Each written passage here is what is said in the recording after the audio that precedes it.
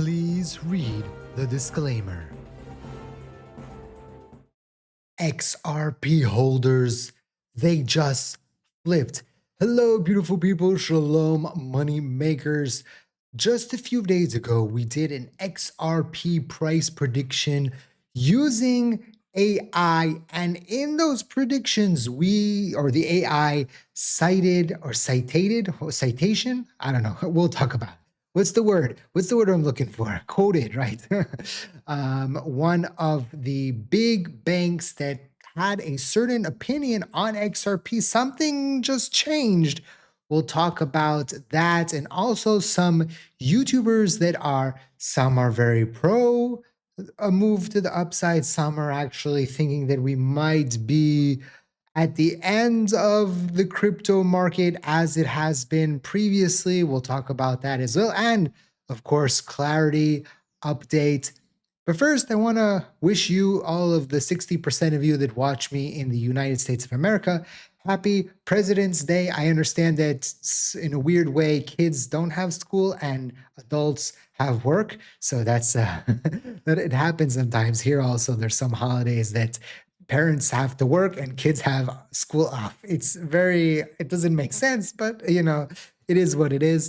And so hopefully you had a nice day with the kids, those of you that have kids, and those of you that don't, have fun while it lasts. No, kids are amazing. And let's get into it. XRP is currently at $1.47, basically flat on the day. Ever since XRP did that climb last night and sell off, it's been consolidating since then. There's not a lot of action happening today on President's Day. There's not a lot of liquidity.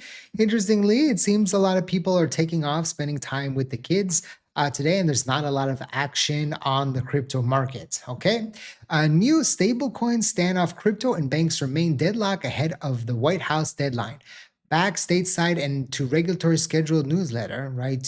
With the CMTC, Atkins in the hot seat, and Bo Hines on her pod here. Eleanor, if you're not following her, she's a very good follow. She gives us lots of news, a lot of things that are coming out of Washington. She's there close to the things that are going on. So follow her on X. Did you notice that Twitter was down today? X was down today. I was like, oh my God, right? What am I gonna do? No Twitter. It was only for like half an hour, but then it came back. Although, by the way, story time. I met my dad on Saturday, and he was like, what's going on with this? I read there's some problems with the banks, and the banks don't want the crypto markets to do something. And then I had to explain him the whole situation with Coinbase pulling out and the stable coin yields. And it was interesting to someone, I'm in my world. I'm like, oh, everybody knows what's going on with the Clarity Act, right? But the truth is that most people have no idea what's going on with the crypto market. They're not with their ear to the floor. They don't know what's happening. And yes, people outside of the crypto bubble don't know that we are at extreme fear, and that crypto and XRP and Bitcoin have fallen 40 and 50% over the past few months. And people don't know this. They're living in their own la la lands, right? And they don't know this that's going on. Some people have a little bit more important stuff in their opinion that are going on. And sometimes it's just important to remember that if you're feeling a little bit overwhelmed by the whole situation, if you're feeling overwhelmed in life, sometimes it's good to just step back, breathe, eat some chocolate, listen to some good music, take a walk outside. If you have somebody to do the horizontal shuffle with, do that. Just release a little bit stress, and then you can move on. It's not a fix, but it helps. Okay, so whatever we can do to help ourselves on this journey, to help ourselves be better investors, better traders, we can do it. If it's meditating, if it's watching a movie, whatever gives you satisfaction. If you're feeling a little bit overwhelmed, you're feeling a little bit like the walls are closing in because of the whole situation, it's very important to do that. Now, hopefully you understand that this video is for educational purposes, for entertainment purposes only, not financial advice. Always do your own due diligence before you decide to invest. Also, remember that I will never contact you on social media asking you to sign up to anything or to send me any money. Those are scammers, those are imposters. I just found a new Facebook one and I sent it to my contact here at the police. So we'll get him down because Facebook, he blocked me. And so I couldn't report him.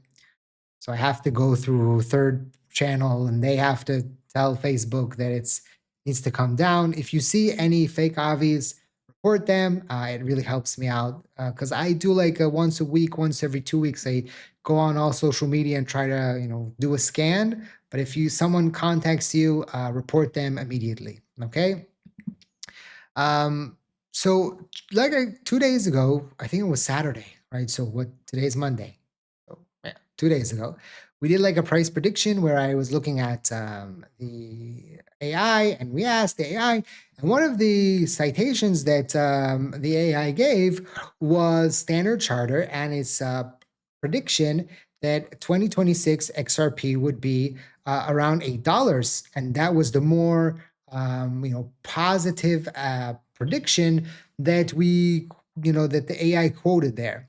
But now the bank has slashed its 2026 price prediction forecast to 2.8, down from a previous $8 target, and lowered outlooks for other major cryptos as well. So it's not just XRP.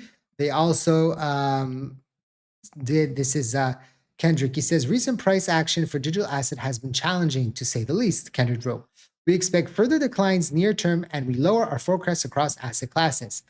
Given the conditions, the analyst has lowered XRP's price target for the end of 2026 to 2.8, a sharp decline of 65%. Bitcoin, he slashed from 150 to 100,000, Ethereum from 7,000 to 4,000, and Solana from 250 to 135. So Bitcoin is currently under this. Ethereum is under this. It's 50% under this, right? So 4,000, it's under 2,000 right now. Whereas Solana 135. So 135 actually it's not down too much from his prediction there, and XRP is at 1.4, so it's about a 50%, so 100% movement from where we are right now. Now listen, people might be freaking out about this, but it makes sense for an analyst where the crypto market has gone down so much to say, you know what, we're going to cut our targets, right?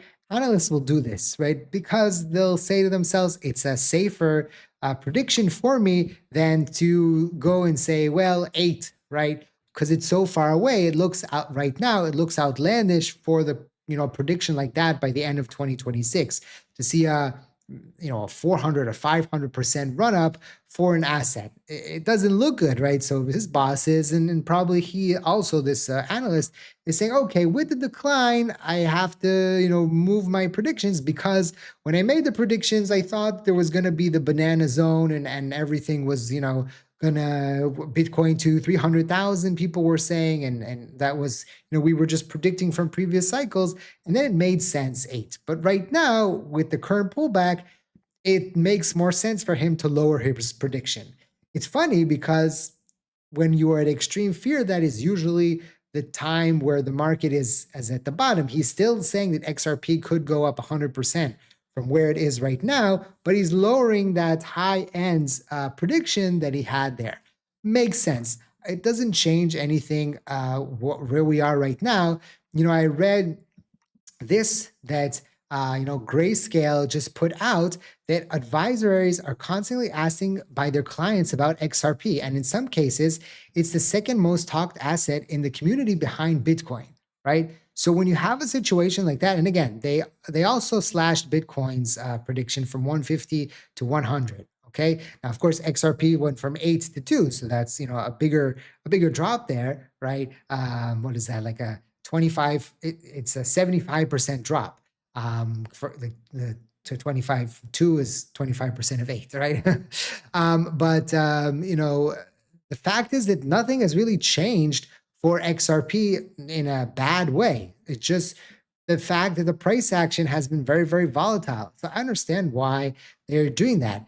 But I found this interesting. I saw Ron, And I've been following kind of this back and forth between Ron and Fefe, um, and the predictions that the two of them were giving. Now, Ron is like the boss there at Crypto Ranter, and Fefe he has his own channel, but he's also a contributor on Crypto Banter. And Fefe was one of the people that was calling the top of the market and kept saying that there's a very big downside. He shorted the market, and he was right. And Ron kept saying, "Oh no, the market will bounce back," and it didn't. Right? And they even had like a gentleman's bet there, and Fefe was correct. Well, now Ron is actually suddenly he's questioning his Bitcoin thesis. He says it's not the drawdown that concerns me. It's how Bitcoin responded when markets generally moved into risk and uncertainty. Bitcoin evolved from peer-to-peer cash into digital gold. We fought for ETF approval. We fought for institutional access. We wanted it inside the system. Now it is. There is nothing to fight for anymore. So when tariffs, currency tension, and fiscal instability hits, this is what moment Bitcoin was supposed to behave like a store of value. Instead, capital ran to gold. Institutions had access. There were no barriers left. That's the uncomfortable part. Now, some people might say that the Clarity Act, right, is the last stepping stone. And once that passes, then we are actually in the next phase, and we're not really there yet because we don't have regulation just yet. I don't know why my light just turned off. That's really weird.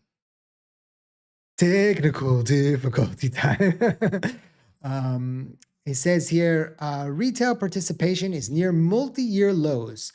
Although Coinbase CEO just last night said actually retail was participating, the fact is that they're less interested maybe in, for example, social media, right? But the retail is trading and buying the dip. Early evangelists have largely exited. Even aggressive weekly buyers can't generate sustained momentum. It doesn't mean Bitcoin is done for, but it does mean that the thesis isn't unquestioned anymore. What's interesting that he's worried about Bitcoin, not crypto, because the next wave isn't ideological. AI agents won't use banks. They won't use credit cards. They'll need instant programmable settlement rails. That's crypto.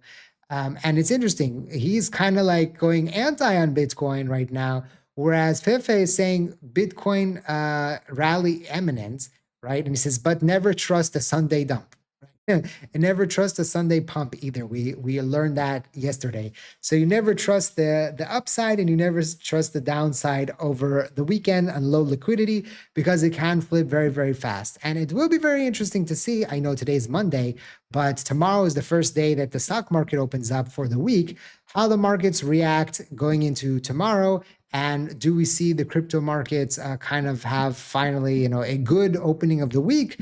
As we've seen recently, some bad openings of the week. So that is going to be very interesting to see where the market plays out. I had another thing that I wanted to talk about. Yes, that we are right in a downtrend. So this is the worst streak in 7 years that we are now seeing with Bitcoin, right? Here, this and this, that's what I wanted. And the selling is harsh, right? We talked about it this morning. This is not, something that usually happens or normal in the crypto market. And so this is, again, I try to give you the good, the bad, and the ugly. It's putting fear in a lot of crypto investors that they're seeing this. But on the flip side, the OGs remember that out of every single dark time that we've had in the crypto market, there's always been the light until now. And again, things can change. And history tells us that on the weekly chart, we have the 200 moving average drop below the 50 moving average. The same crossover occurred in 2022, right before Bitcoin entered a deeper correction phase. After the signal in the last cycle, Bitcoin printed 9 straight red weekly candles. In this cycle so far, Bitcoin has never printed more than 4 in a row, making this moment critical. If this week also closed red, it confirmed continued structural weakness. Prices already lost the 75,000 weekly support, opening the door for a 60,000 zone near long-term support.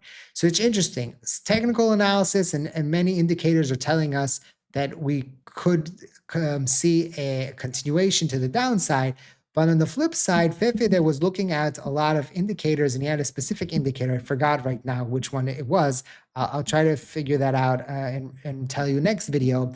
But he's actually talking about how he thinks that we're potentially going to the upside here. Again, he might be wrong, and nobody knows exactly how the market is going to play out. Trump can suddenly make a deal with Iran, and then the next day he can go to the other side. So we don't know exactly what's going to happen here. I'm having some technical difficulty with my camera too. I'll tell you what happens. My kids keep moving the table, and so I don't have enough room here. I need a bigger green screen. See, it's a green screen. Someone's like, "No, you're a sorcerer." Oh no. So it's all AI. Don't forget to smash the like button. Check out the links in the description down below. Subscribe to the channel for more crypto updates and shenanigans. Thank you for watching. I hope to see you next time. And like I always say, let's make a lot of money.